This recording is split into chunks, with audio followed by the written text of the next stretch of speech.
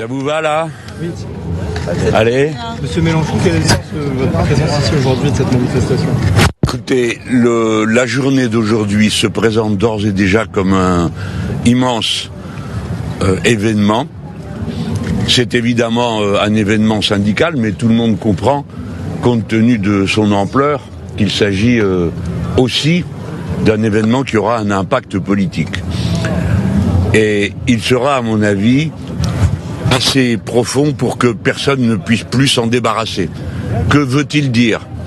Eh bien, les syndicats, en appelant à la grève et à la manifestation, ont posé sur la table un certain nombre de revendications dont on voit bien qu'elles sont incompatibles avec la ligne politique et celle de Monsieur Lecornu. Dès lors, la question politique, la question syndicale se surcharge d'une question politique, c'est quel genre de gouvernement est capable de prendre en compte les revendications sociales. C'est ça le plus important. Voyez-vous, ils pensaient s'être débarrassés du problème de la retraite à 64 ans qui est passé de force sans qu'il n'y ait jamais eu aucun vote parlementaire. La revoici qui vient sur la scène. Bien. Alors ça, c'est l'événement de la journée. Il est certain qu'il y aura des prolongements syndicaux comme il y aura des prolongements politiques. Les prolongements politiques, puisque c'est notre domaine, je dois maintenant les évoquer. Il est certain que ce qui se passe aujourd'hui est un renfort considérable pour le plan de marche qu'est le nôtre. Monsieur Lecornu, à mon avis, n'arrive à rien, et c'était très prévisible. J'invite donc à ce qu'on cesse ces simagrées d'aller-retour de prétendus dialogues qui n'en sont pas, mais qui finissent par donner une impression de magouille générale qui écœure le peuple français. Qu'on en finisse. Et qu'ils viennent, comme c'est normal, devant l'Assemblée et qu'ils fassent le vote de confiance auquel s'est soumis son prédécesseur, M. Bayrou, après tout. Si M. Bayrou l'a fait, pourquoi M. Lecornu ne le ferait-il pas? Et puis, c'est la tradition parlementaire dans tous les pays du monde, que voulez-vous? Un gouvernement arrive, il demande la confiance. Il ne l'a pas, il s'en va. Voilà. Donc, M. Lecornu, s'il demande la confiance, ne l'aura pas. Pourquoi? Parce que nous savons depuis ce matin que, aussi bien Europe Écologie Les Verts, pour parler de la gauche, d'abord, ne votera pas la confiance et dit que, à juste titre, d'ailleurs, M. Retailleau, à lui tout seul, est un motif de censure. Et puis, j'ai entendu aussi le Parti Socialiste dire, alors il y a toujours une formule pour enrober le biscuit, alors c'est en l'état. Alors en l'état, ils voteraient la censure. Eh bien, ils voteront la censure parce que on ne voit pas pourquoi le pactage de M. Lecornu changerait. Donc, nous aurons une gauche unis pour voter la censure. Si bien que M. Lecornu va tenir à un petit fil, ce sera le Rassemblement national. Alors peut-être que s'il paye bien, s'il donne des places pour le bureau de l'Assemblée ou des choses de cette nature, il pourrait circonvenir le Rassemblement national. Mais ce n'est pas certain pour lui. Dès lors, ou bien il fait le vote de confiance, ou bien nous déposons la motion de censure que nous avons annoncée, nous autres insoumis, et nous sommes naturellement très heureux de penser qu'on se retrouvera tous pour voter la censure. Alors, il faut que cette comédie soit abrégée autant qu'on le peut. Et voici que le mieux serait que le vote intervienne le plus tôt possible. Ça sera forcément au début de session parlementaire, en toute hypothèse que M. Lecornu le veuille ou pas, puisque nous avons le pouvoir de déposer cette motion de censure. Voilà. Mais il n'y a pas de gouvernement encore. Il n'y a pas encore de gouvernement en même temps. Si, il y en a un, je vais vous le prouver. Il y a un gouvernement parce que M. Lecornu a dit qu'il retirait les 2 jours de férié. N'est-ce pas, qu'il comptait supprimer. Donc nous avons déjà obtenu une victoire. Mais une victoire par rapport à quoi? Au plan de M. Bayrou. Si donc il retire, ça veut dire qu'il maintient le reste. Donc il y a un Premier ministre et un plan gouvernemental. Eh bien, pour être contre le reste du plan Bayrou, il faut être contre le gouvernement de M. Lecornu. C'est donc une simplification très formaliste de dire il n'y a pas de gouvernement. Mais si, il y a un gouvernement, il y a une ligne politique, il y a une volonté, vous le savez tous comme moi. Tout ça tient à un personnage qui a décidé d'avancer sur la scène sa marionnette. Parce que comment comprendre qu'après avoir nié le résultat du vote en 2024, après avoir proposé successivement 2 personnes qui n'avaient aucune légitimité pour gouverner le pays, puisque représentant des formations politiques ultra-minoritaires, il persiste et signe en nous en mettant un nouveau, en plus en nous le présentant comme très proche de lui. Voilà. Bon, on a tous compris. Et puis tout ça est une mystification. On nous parle de 40 milliards d'économies, mais l'homme qui vient d'être nommé Premier ministre était le ministre des Armées qui a annoncé qu'il allait mettre 150 milliards dans les armées. Alors ils sont où ces 150 milliards ? Voilà. Non, nous avons bien affaire à quelque chose de cohérent et le peuple français, avec beaucoup d'intelligence, se déploie comme il faut, quand il faut, et sous les formes qu'il faut. Au final, ça passera par un gouvernement et un Premier ministre issu de la gauche. Pardon ? Au final, ça passera par un gouvernement et un Premier ministre issu de la gauche. Ben, ça n'aurait plus aucun sens à l'étape actuelle. Comment voulez-vous faire un gouvernement issu de la gauche? Déjà, l'appellation est, comme vous le savez, très frelatée pour beaucoup, mais comment ferait-il cela des mois après le résultat d'un vote qui a été nié et après que les organisations qui avaient d'abord signé le nouveau Front Populaire et son programme aient passé tout ça par-dessus bord? Non. Et puis, on n'en est plus aux combines, que voulez-vous? Peut-être que on aurait pu voir avoir il y a quelques mois, mais là, ça n'a plus aucun sens. Il faut que le Premier ministre s'en aille, mais il faut surtout que le Président de la République, lui, s'en aille, parce que c'est lui le responsable de tout ça, et je vous rappelle qu'il a perdu toutes les élections depuis la sienne, n'est-ce pas? Donc il a perdu 3 fois, et il a perdu 4 premiers ministres. Normalement, dans une ambiance, normale de démocratie, on en tire les conséquences. Imaginez-vous que De Gaulle est parti pour un pauvre référendum sur les régions et le Sénat, et bon, à la première secousse, ça a été terminé. Il a dit qu'il ne partira pas. Oui, mais on dit toujours que voulez-vous, et pas vous dire qu'il va partir, sinon il sait bien que demain il s'en va. Donc il tâche de résister, c'est dans son rôle, mais ça n'ira pas bien loin tout ça. La pente est prise et elle ira à son terme. Monsieur dit que votre stratégie c'est le chaos. Est-ce qu'aujourd'hui vous appelez à manifester dans le calme? Alors, déjà, c'est pas parce que quelqu'un m'accuse du chaos qu'il faut que je l'accepte, parce que pour l'instant le chaos, mesdames et messieurs, ça ne peut pas être moi. Je ne gouverne pas, je ne suis pas le président de la République, je ne suis pas le Premier ministre, je ne suis pas le dirigeant des syndicats, et ni non plus celui du 10 septembre. Ce que vous observez, ce sont des faits pour lesquels nous proposons un dénouement.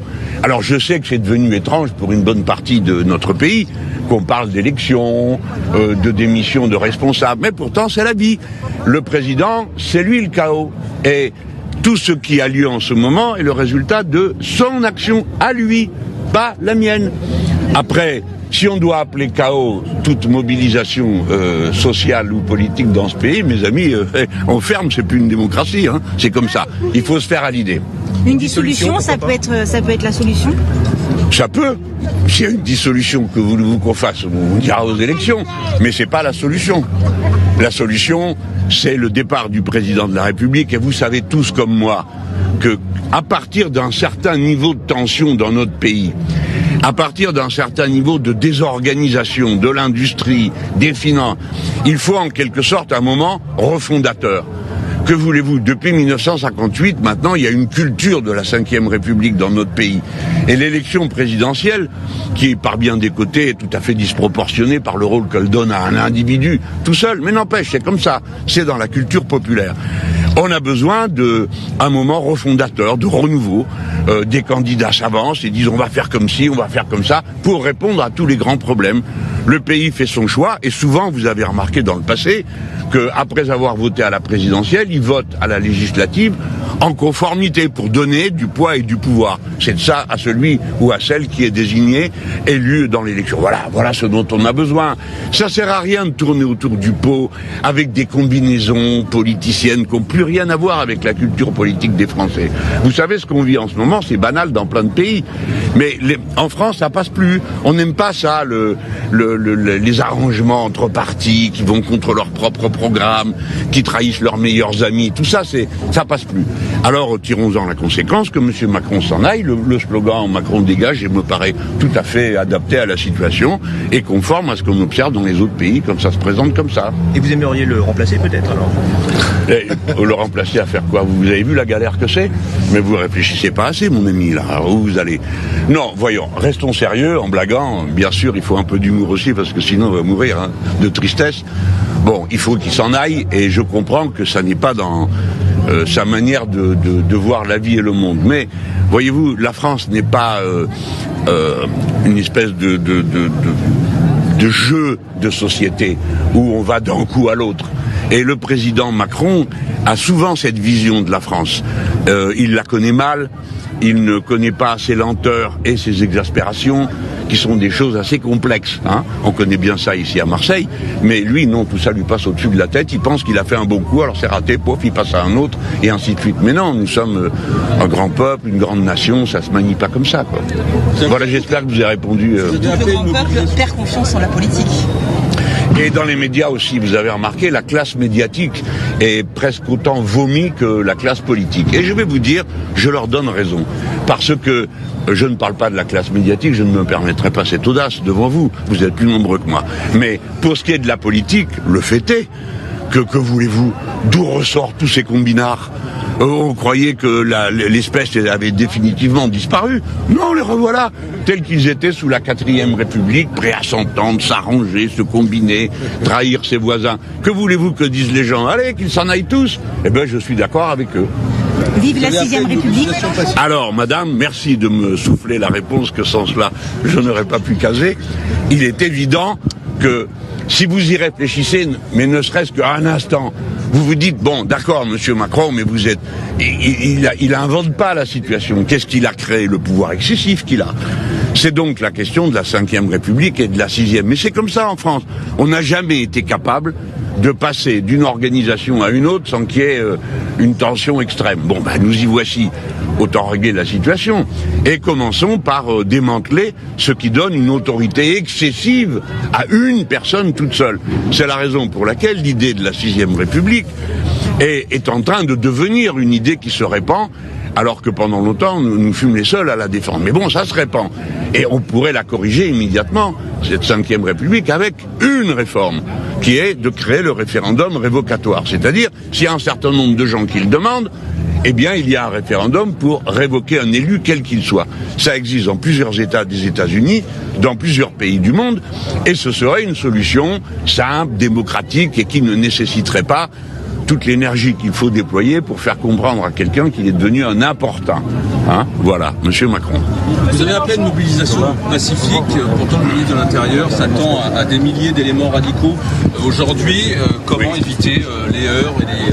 Mais je ne sais pas. Ce que nous savons, nous, et que je peux dire en regardant les gens dans les yeux, c'est que toute action violente ne sert qu'une seule et unique personne, monsieur Retailleau, qui a besoin de la violence, qui a besoin des poubelles qui brûlent, qui a besoin de tout ça pour affirmer son rôle de sauveur, de je ne sais quoi.